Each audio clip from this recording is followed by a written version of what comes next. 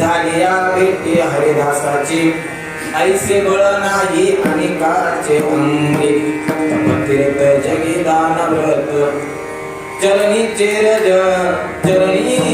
रज वंदी शुळ पाणी नाचती कीर्तनी माता त्यांच्या ऐसे बळ नाही अनेकाचे अंगी तीर्थ जगी दानव्रत भवतारावया उत्तम हे नाव विदोने दीपावया आस काही ऐसे बळ नाही अनेकाचे अंगी तप तीर्थ जगी दानव्रत तुका मने मना झाली समाधान देखीला चरण वैष्णवांचे ऐसे बळ नाही अनेकाचे अंगी तीर्थ जगी दानव्रत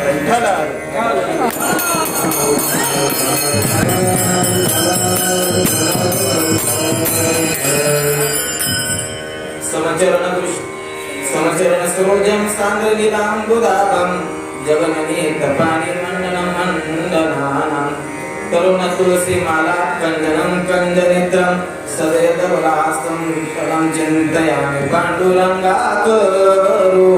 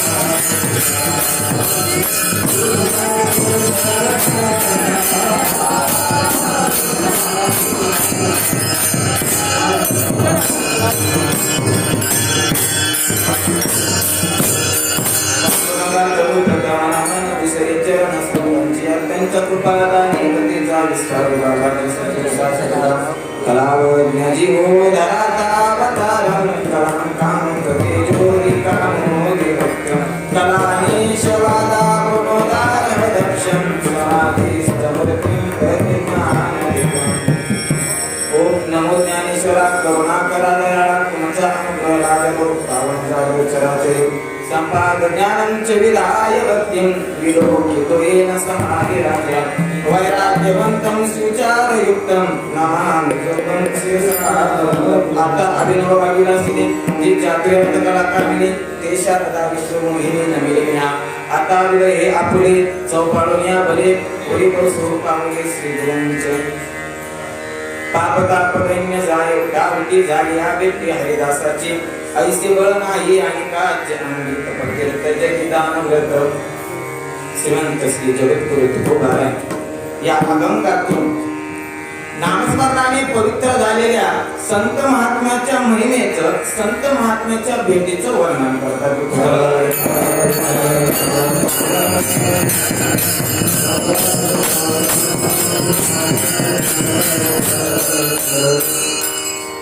सेवेला प्रारंभ करणार सुरू अल्पसा पर्याय द्यायचा तो म्हणजे असा.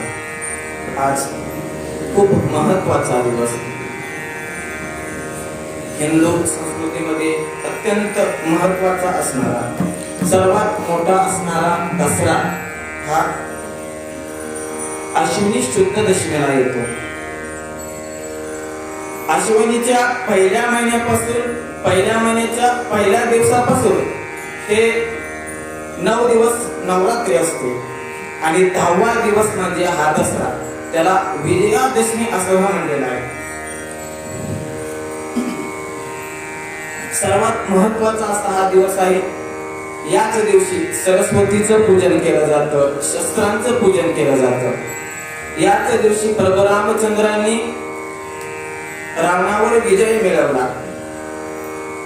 याच दिवशी छत्रपती शिवाजी महाराजांनी प्रतापगडावर भवानी देवीच्या उत्सवाला प्रारंभ केला. याच दिवशी बाजीराव पेशवे हे दुसऱ्या राज्यावर राज्य स्थापित करण्याकरिता दुसऱ्या राज्यावर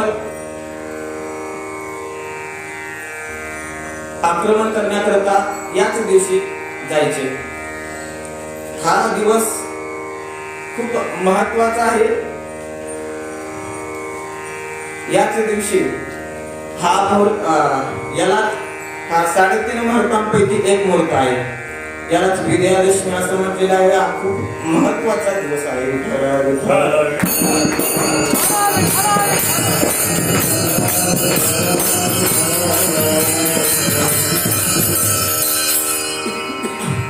आजच्या दिवशी मला कीर्तन करण्याचा योग आला हे माझे परम भाग्य समजतो.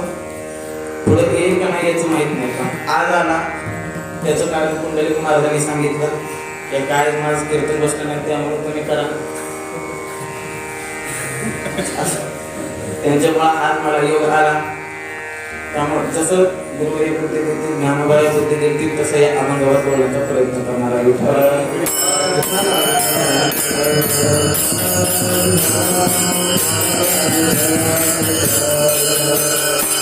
अभंग संतपार आहे. संतांचं वर्णन करणार आहे. संतांच्या भेटीचं वर्णन करणार आहे. संतांची भेट सहजासहजी होत नाही. संतांची भेटीचं वर्णन करणं सहज कोणालाही शक्य नाही. तुकोबाराय म्हणतात या संतांचं महिमा वर्णन करण्याकरता शब्द सुद्धा कमी पडतात.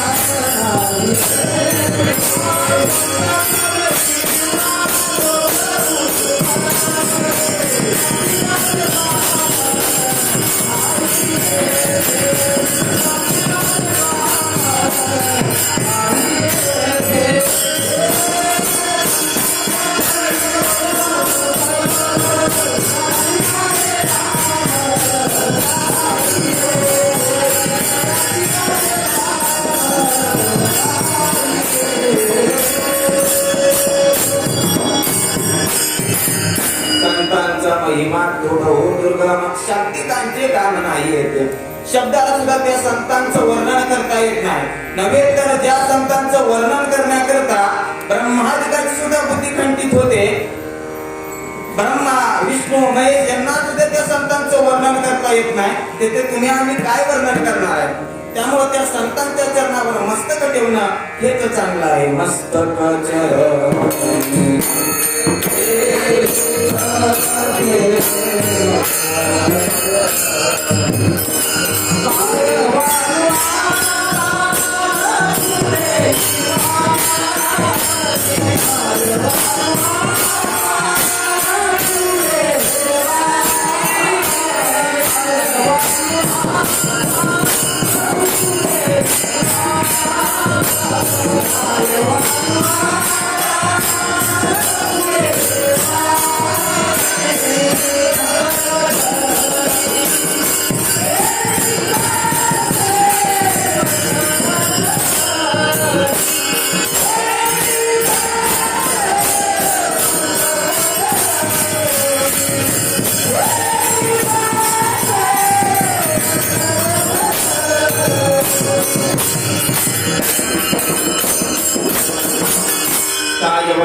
आता नपुरे हे वाणी मस्तक चरणी ठेवीत असे. त्या संतांचं महिमा वर्णन करता येत नाही, कारण तर त्या संतांचं वर्णन करण्याकरता संतांचं आचरण अंगी आणावं लागतं, त्या पात्रतेच व्हावं लागतं, संतांची संगत करावं लागते, तेव्हा त्या संतांचं वर्णन आपण करू शकतो. तुका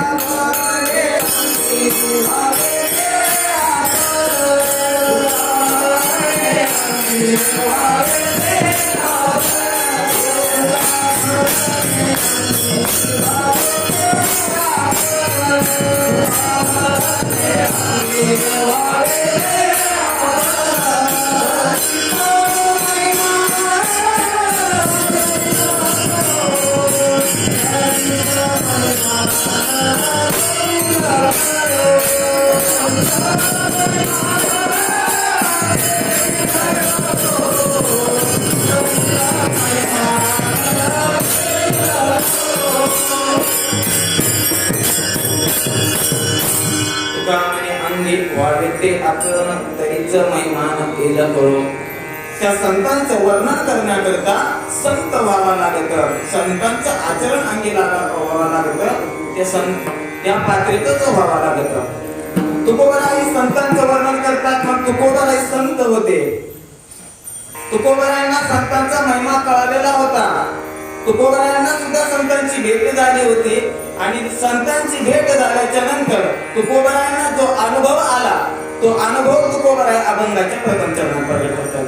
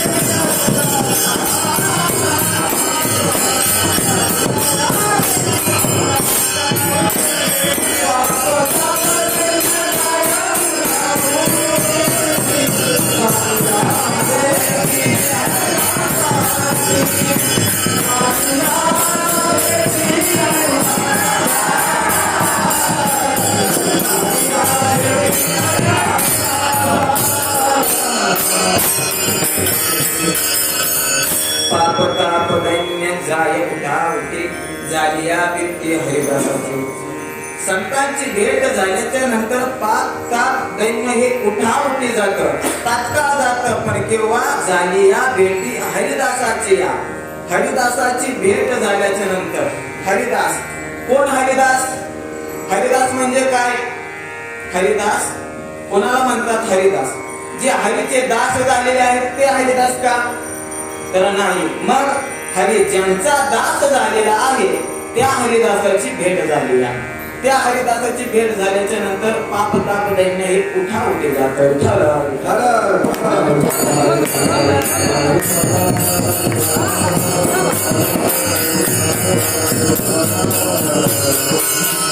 दास, दास म्हणजे काय? तर दास म्हणजे सेवक. अनेक संतांच्या घरी भगवंतांनी सेवा केली. नाथ महाराजांच्या घरी भगवंतांनी कावडीनं पाणी भरलं. सज्जन कशायांना भगवंतांनी मांस विकू लागलं. चोखा मेळा संगे भगवंतांनी गुरुनाथण्याचं काम केलं. अर्जुनाचा हा स्वतः सारथीही झाला. आणि माझ्या गुरुबा काकांच्या घरी हा एकटा नाही गेला, तर लक्ष्मी आणि गरुड यांना घेऊन त्यांच्या घरी मडके घडवण्याचं काम भगवंतांनी केलं. मग अशा ज्या संतांचा साक्षात त्रिलोकाचा अधिपती असणारा भगवान परमात्मा दास झाला, त्या संतांची भेट होणं सहज आहे का? त्या संतांची भेटी सहजासहजी होत नाही.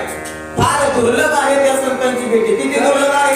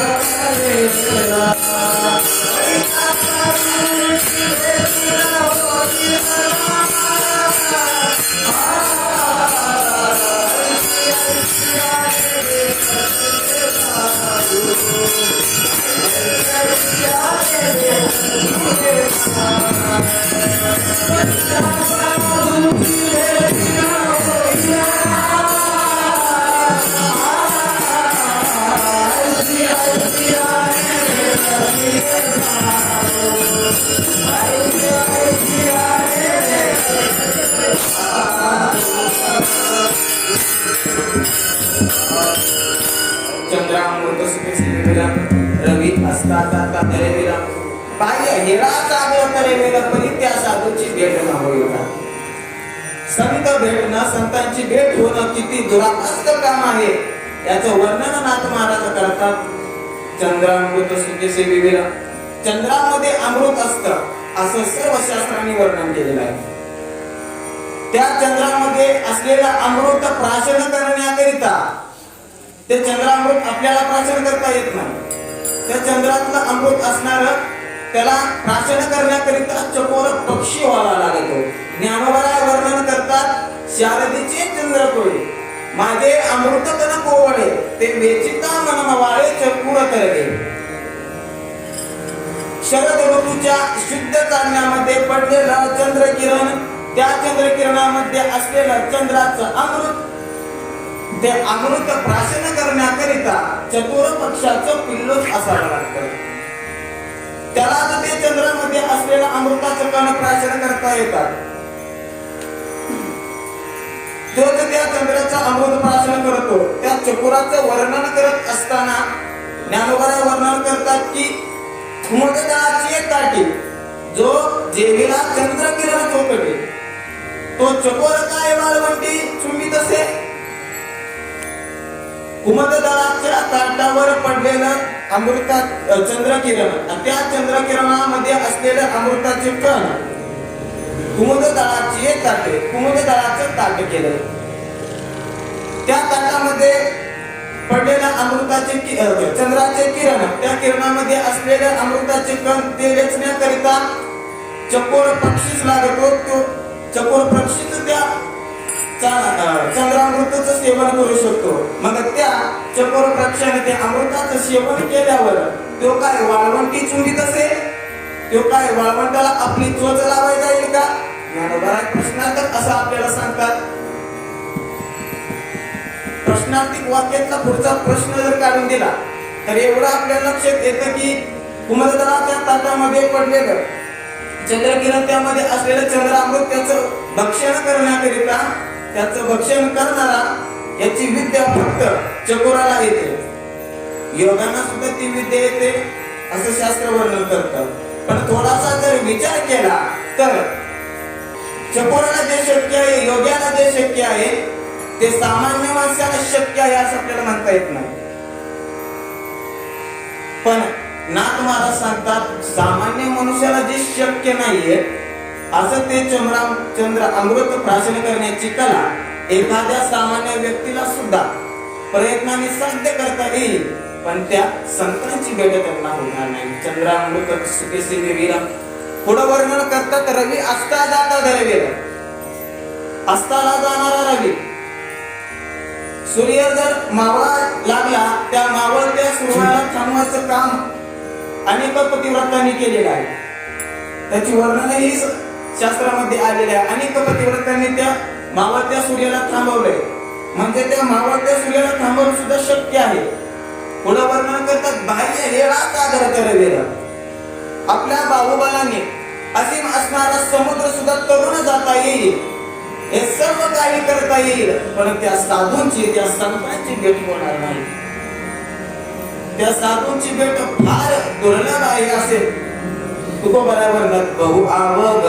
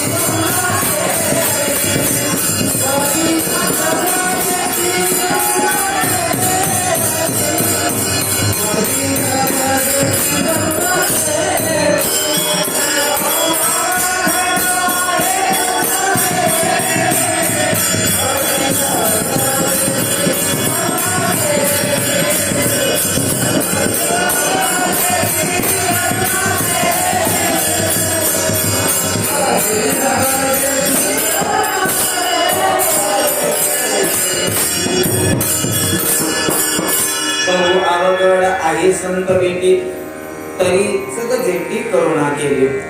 अत्यंत दुर्लभ आहे त्या संतांची भेट. पहा, एखाद्या वेळेस आपल्याला भगवान परमात्म्याची भेट लवकर होईल, पण त्या संतांची, त्या साधूंची भेट होणं शक्य नाहीये. अनंत जन्माचे पुण्य उदयाला यावे लागेल, त्यावेळेस त्या संतांची भेट होणं शक्य आहे असं संतांनी वर्णन केलेलं आहे. संतांचं चरित्र आपण पाहिलं तर आपल्याला समजून येईल की एखाद्या वेळेला देव भेटला, पण त्या साधूची, त्या संतांची भेट होण्याकरता त्याला फार विलंब लागला. तुकोबाराय आणि त्यांचे शिष्य ज्ञानोबाराय यांचं चरित्र या संदर्भात सांगतो. पहा, तुकोबारायांना देव भेटण्याकरता जेवढा वेळ लागला, त्याच्या कित्येक पटीनं ज्ञानोबारायांना संत भेटण्याकरता वेळ लागला. तुकोबारायांचं चरित्र पाहिलं तर ज्यावेळेस रामेश्वर भट्टांनी तुकोबारायांना अभंगाच्या वया बुडवण्याचा आदेश दिला, तुकोबारायांनी त्या अभंगाच्या वया इंद्राणीच्या डोळ्यात बुडवूनही टाकल्या. त्यानंतर तुकोबारायांना फार वाईट वाटलं. त्या वाईट वाटण्याचं कारण असं की माझी कविता बुडली याचा खेद नाही. मी आतापर्यंत 88 जे काव्य निर्माण केलं ते सर्व काव्य नष्ट व्हायला लागलं, उद्ध्वस्त व्हायला लागलं, याचं मला वाईट वाटत नाहीये. जे माझ्या कीर्तीला, पैशाला कारण झालं असतं याचं मला वाईट वाटत नाही. पण तुकोबारांना एकाच गोष्टीचं वाईट होतं की बाबा, आजपर्यंत नामदेवरायांनी साक्षात भगवान परमात्म्याने मला हे काव्य कर असं सांगितलं. नामदेवरायांचा शतकोटी अभंग रचण्याचा संकल्प पुरा व्हावा म्हणून हे काव्य निर्माण केलं. भगवंताच्या आज्ञेनं मला हे काव्य निर्माण केलं. भगवंताने मला आज्ञा केली होती. मग त्याच भगवंताने अभंग घडवण्याचंही विधान का मांडावं याचं तुकोबारायांना फार वाटत होतं. आणि तुकोबारायांना अन्न पाण्याचा त्याग करून इंद्राणीच्या काठी बसले. मग किती दिवसांनी भगवंत प्रकट झाले त्याचं वर्णन चरित्रात केलेलं आहे की 13 दिवसानंतर भगवंताने भगवंत प्रकट होऊन तुकोबारायांनी जे इंद्राणीच्या डोहात वया बुडवल्या होत्या त्या सर्वच्या सर्व जसे तशा तुकोबारायांना कोरड्या भगवंतांनी काढून दिल्या. 13 दिवस वया रक्षुनी उदकी कोरड्यात ते काढून दावी या शेखेड. कोरड्या अशा भगवंतांनी तुकोबारायांनी ते वाया काढून दिल्या. म्हणजे याच्यावरून आपल्याला लक्षात येतं की तुकोबारायांना 13 दिवसानंतर भगवान भेटण्याची भेट झाली. आता निळोबारायांचं चरित्र पाहिलं तर ज्या वेळेस तुकोबाराय वैकुंठाला गेले, तुकोबाराय वैकुंठाला गेल्याच्या नंतर निळोबारायांना ही बातमी कळली. निळोबाराय देव या ठिकाणी आले, तुकोबारायांनी आपल्याला अनुग्रह द्यावा, तुकोबारायांनी आपल्याला आशीर्वाद द्यावा. त्यामुळं निळोबारायांनी इंद्रायणीच्या तीरावर धरण धरून बसले. तुकोबारायांचा दावा करू लागले. अनेक दिवस निघून गेले. 42 दिवस निघून गेल्याच्या नंतर साक्षात भगवान परमात्मा निळोबारायांना भेट देण्याकरता आला. हे ध्यानात ठेवा. भगवान परमात्म्याने निळोबारायांना आधी भेट दिली. भगवान प्रगट झाल्याच्या नंतर निळोबारायांना म्हणले, निळोबाराय उठा, दर्शन घ्या, व्हा कृतार्थ. 42 दिवस झाले अन्न पाण्याचा त्याग करून तुम्ही माझा दावा करत आहेत, उठा आता दर्शन घ्या. ज्या वेळेस निळोबारायांनी डोळे उघडले, भगवान परमात्मा पुढे पाहिल्याच्या नंतर निळोबाराय भगवान परमात्म्याला म्हणू लागले, भगवंता तुला इथे कुणी बोलावलं? तुझा आधी बोलविले कोणी, तुझा आधी बोलविले कोणी, माझे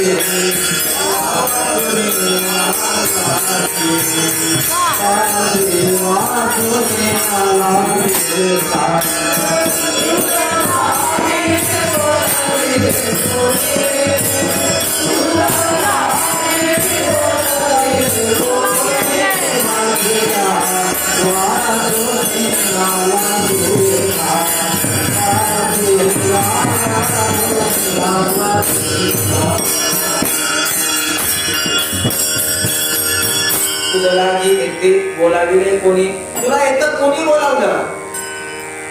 प्रल्हादाला संकट पडलं होतं. प्रल्हादाकरता तो खंबातून प्रकट झाला, कारण त्याला संकट पडलं होतं. त्याच्याकरता तू दावा केला हे ठीक आहे, पण मला संकट आलं नाही ना, मी तुझा दावा केला तरी तू मला का भेट द्यायला आला?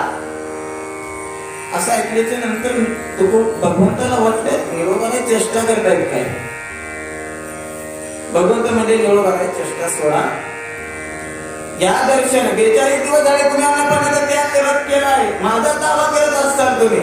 निळोबाने म्हणजे देवा जरी तुला असं वाटत असलं तर तसं नाही.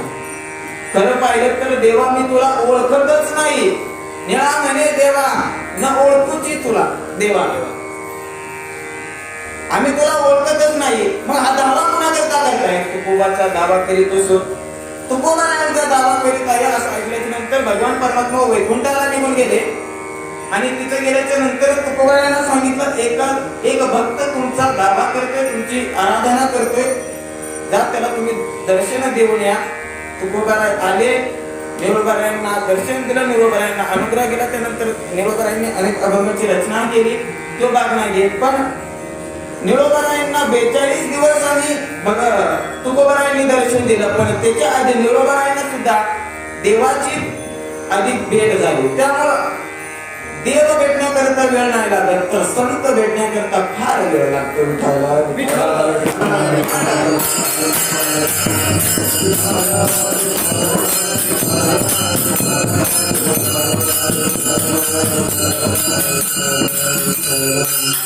संतांची भेटी फार दुर्लभ आहे. एखाद्या वेळेस संत योगायोगाने एखाद्याला संत भेटले, पण संत भेटल्याच्या नंतर त्यांची भेट व्यर्थही न जाणारी आहे. नारद भक्तिसूत्रामध्ये वर्णन करतात की महत्संवस्तु दुर्लभः अगम्यः अमुकश्चः. साधू पुरुषाची संगत कशी आहे? पहिल्यांदा नारद सांगतात दुर्लभः. पहिल्यांदा त्यांची कशी संगत कशी आहे? पहिल्यांदा दुर्लभ आहे.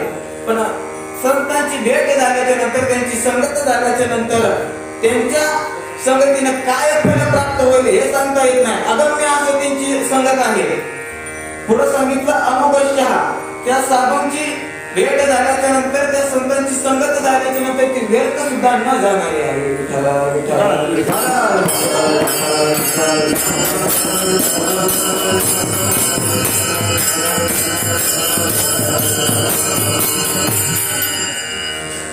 आज जरी आपल्याला असं वाटत असेल की साधू पुरुषांची भेट व्यर्थ गेली असे जरी वाटत असलं तरी एखाद्या तरी वेळेला केव्हा तरी त्या संतांच्या संगतीचा परिणाम त्या मनुष्याच्या जीवनात पडतो. अनुकूल बुद्धीनेच संतांच्या संगतीत गेल्यावर संतांच्या कृपेने त्या मनुष्याचं कल्याण होतं असं नाही. प्रतिकूल बुद्धीने सुद्धा त्या संतांच्या भेटीत गेल्याच्या नंतर त्या मनुष्याचं कल्याण होतं. त्यामुळे संतांची भेट दुर्लभ आहे, पण एकदा का त्यांची भेट झाली तर ती भेट सुद्धा न जाणार आहे. त्यामुळे प्रत्येक जणांनी आपल्या जीवनात संत भेटण्याचा प्रयत्न करावा. मग तुम्ही म्हणताल या संतांची भेट कुठे घ्यायची? आतापर्यंत तुम्ही संतांचं एवढं वर्णन करता, मग त्या संतांची भेट घ्यायची कुठं? त्या संतांना कुठे शोधायचं? खरं पाहिलं तर शास्त्र त्याचं असं सांगतं की त्या संतांना शोधण्याची गरज नाही, त्या संतांना ओळखण्याची गरज आहे. ते संत शोधून आपल्याला भेटतील असं म्हणता येत नाही. शास्त्र त्याच्याबद्दल सांगतं की व्यापक तत्वाला शोधायची गरज नाही, त्याला ओळखायची गरज असते. जो इतर तिथं सर्व ठिकाणी त्याला तुम्ही काय ओळखणार? तसं संत तत्व, सद्गुरु तत्व हे परमात्म्याची अभिन्न असल्यामुळं त्या संतांना ओळखण्याची गरज आहे, त्यांना शोधण्याची गरज नाही. परमात्मा संत असल्यामुळं त्या संतांना ओळखण्याची गरज आहे. एखाद्याला योगायोगाने संतांची ओळखही भेट होईल आणि भेटला झाल्याच्या नंतर एखाद्याला ते संत ओळखता येतात. असे कोणालाही संत सहजासहजी तर भेटत नाही, पण भेटल्याच्या नंतर एखादा कोणीतरी त्याला ओळखू शकतो. नाथ महाराज हरिपाठात वर्णन करतात,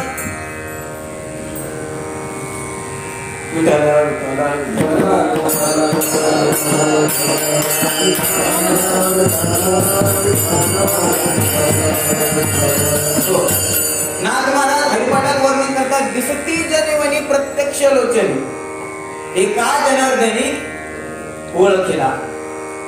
संत तत्व, संत महात्मे हे जनात असतात, वनात असतात, आपल्या डोळ्याला ते दिसतातही, त्यांच्याशी आपला संपर्कही होतो, त्यांच्याशी आपला व्यवहारही होतो, पण एवढा होऊन सुद्धा त्या संतांना ओळखता येत नाही.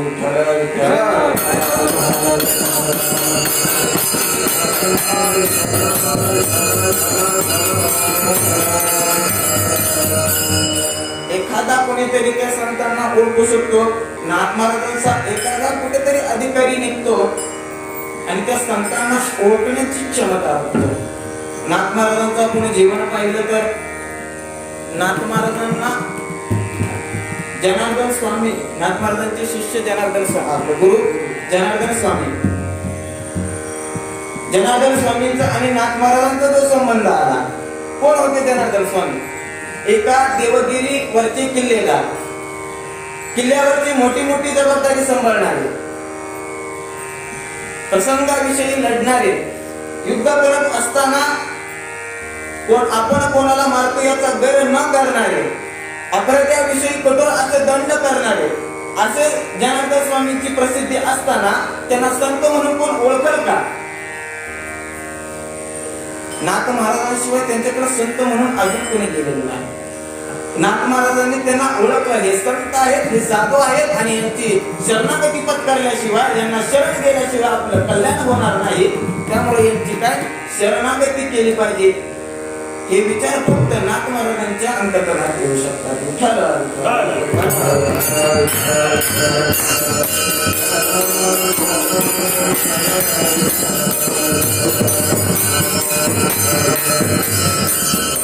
त्यामुळे संतांची भेट होणं सहज नाही, झाली तरी त्यांना ओळखणं सुद्धा कठीण आहे. एखादा कोणीतरी अधिकारी नेतो त्यांना ओळखू शकतो. मग अशा संतांची जर भेट झाल्याच्या नंतर काय होतं तर पाप ताप दैन्य हे उठावते जातं.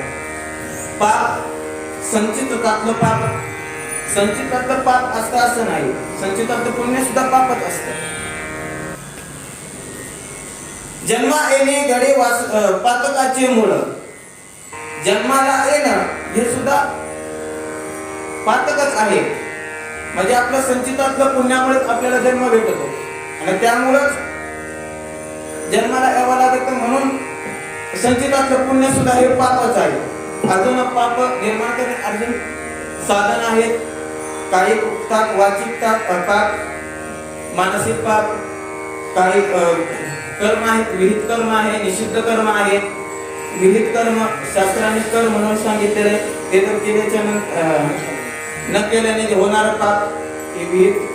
निषिद्ध कर्म शास्त्राने करू नका म्हणून सांगितलेलं आहे, ते केल्याच्या नंतर होणारं पाप. पापाचे अजून 3 प्रकार आहेत: पाप, उपपाप, महापाप. त्या महापापातले 5 प्रकार: ब्रह्महत्या, सुरापान, ब्रह्महत्या, दारू पिणं, चोरी, स्त्री पत्नीशी गमन करणं. आणि त्याचबरोबर याच्या संगतीत जो असणार आहे तो सर्वात महापाप आहे. सर्व पाप संतांच्या भेटीने जातात. पाप ताप जाय उठावली झाली या भेटी हरिदासाचे. तिसरं ताप, आध्यात्मिक, अधिभौतिक, अधिदैविक हे 3 प्रकारचे ताप सुद्धा संतांच्या भेटीने नष्ट होतात. दैन्य. दैन्य म्हणजे काय तर अपेक्षा पूर्ण न झाल्यामुळे होणारे दैन्य. दुःख नष्ट होत नाही म्हणून येणारे दैन्य आणि सुख प्राप्त होत नाही म्हणून येणारे दैन्य. हे सर्वच्या सर्व दैन्य संतांच्या भेटीने नष्ट होतात. मग अशा प्रकारचं बळ कोणत्याही साधनामध्ये नाही. अभंगाचे पैसे बळा नाही अनेकाचे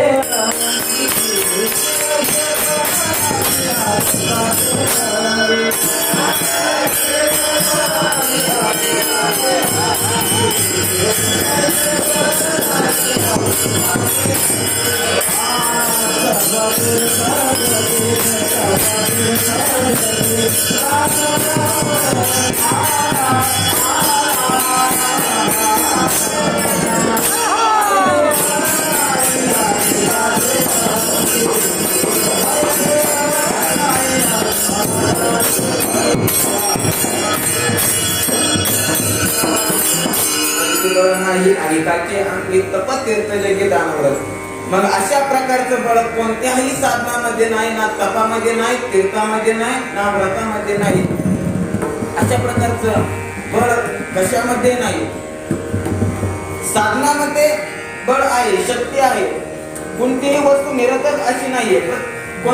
प्रत्येक वस्तूच्या ठिकाणी शक्ती आहे. पण अशा प्रकारची शक्ती फक्त आणि फक्त संतांच्या ठिकाणी आहे. कोणती शक्ती तर पाप, ताप, दैन्य हे 3 प्रकारचं घालून शक्ती फक्त संतांच्या ठिकाणी आहे. मग अशा संतांच्या चरणीचे रथ भगवान शंकर आपल्या माथावर धारण करतात. अभंगाच्या 3ऱ्या चरणीचे रथ वंदी सुरवारी. चरणीचे रथ वंदी सुरवारी. चरणीचे रथ वंदी सुरवारी. चरणीचे रथ वंदी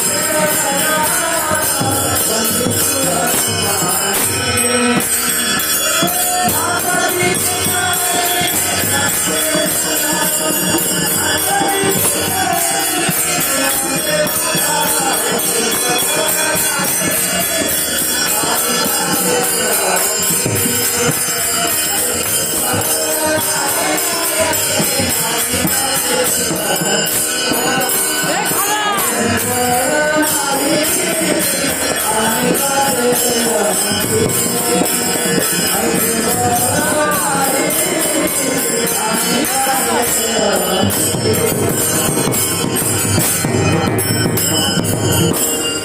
चरणीचे रज वंदी शुळपाणी नाचती कीर्तनी माता त्यांच्या.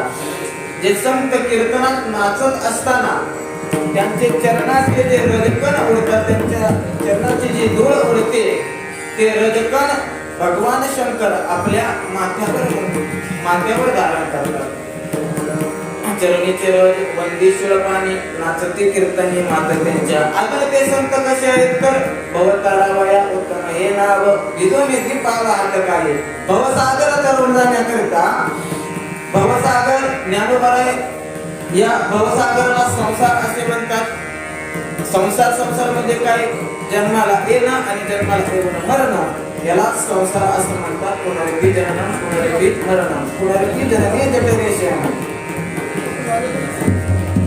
याला संसार म्हणतात. आणि या संसारातून या भवसागरातून तरुण जाण्याकरता उत्तम प्रकारचे नाव असे संत आहेत. नाव काय करते तर मनुष्याला या नदीवरून या तीरावरून त्या तीरापर्यंत तरुण नेते. तसं संत हे मनुष्याला भवसागरातून तरुण नेण्याकरता तरुण नेतात. मग उत्तम का म्हटलं तर अशा संतांची भेट झाल्याच्या नंतर ते भवसागरच राहत नाही. म्हणून संत हे उत्तम प्रकारचे नाव आहे. भवतारावया उत्तम हे नाव भिजून येते पावा हातकाली. आणि अशा संतांची भेट झाल्याच्या नंतर मला समाधान होतं. अभंगाची शेवट.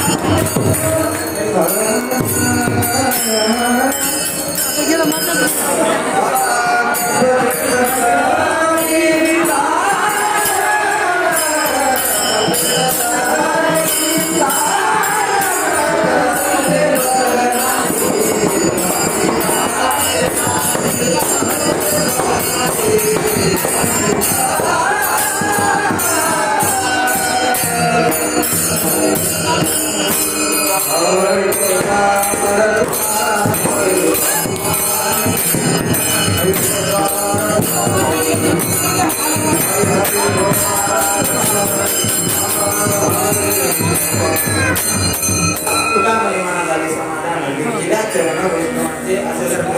झाले नंतर मला मनात समाधान होतं. ऐसे बरनाही अनेकाचे अंगी तपकेत वर्ष झालेले तेव्हा भगवान परमात्म्याच्या चरणी गुरुदेव बाबांच्या चरणी आईवडिलांच्या चरणी समर्पित करून सर्व टाके चरणी समर्पित करून सेवेला पूर्ण